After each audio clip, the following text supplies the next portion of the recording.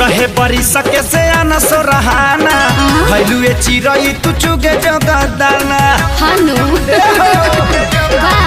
सो रहे बरी सके से आना सो रहाना भैलुए चिरई तू चुगे जगदाना होला जाने बाल ना तो हो जाई बवाल ए जा ठेपी डाल के चलो ये बाबूलाल झोना झोनिया पर बांध के रुमाल ठेपी डाल के चलो ये बाबूलाल झोना झोनिया पर बांध के रुमाल।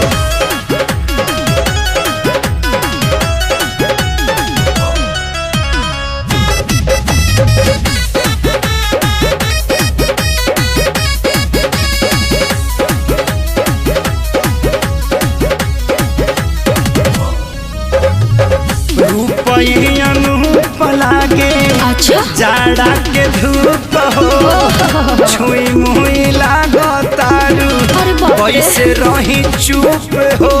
अरे तो चिंगम खा लो हेलो नासिवान छला बान्ह जनी फूल हो ऐसे न प्यारी प्यारी चाभता रखूल हो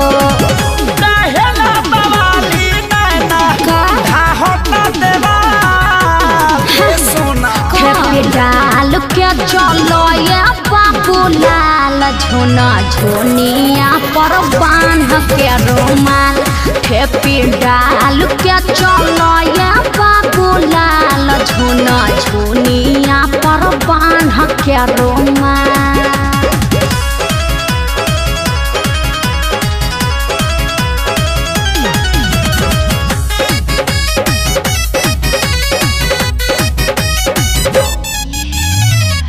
फुर्सत से बनल बावे गोराई जवानी पाठक त्रिपुरारी के दे लिखेला कहानी। अच्छा कुछ गड़बड़ कर दी तब ना झूठे लगबले बाड़ हमारा प्रयास हो रोशन धनंजय के नब हम खास हो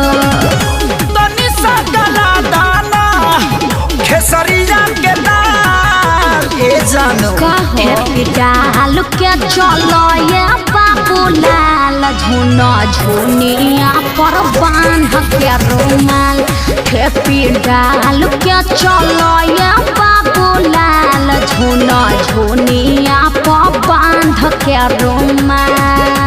बुझला ज्यादा हमरा बारे में मत सोचो।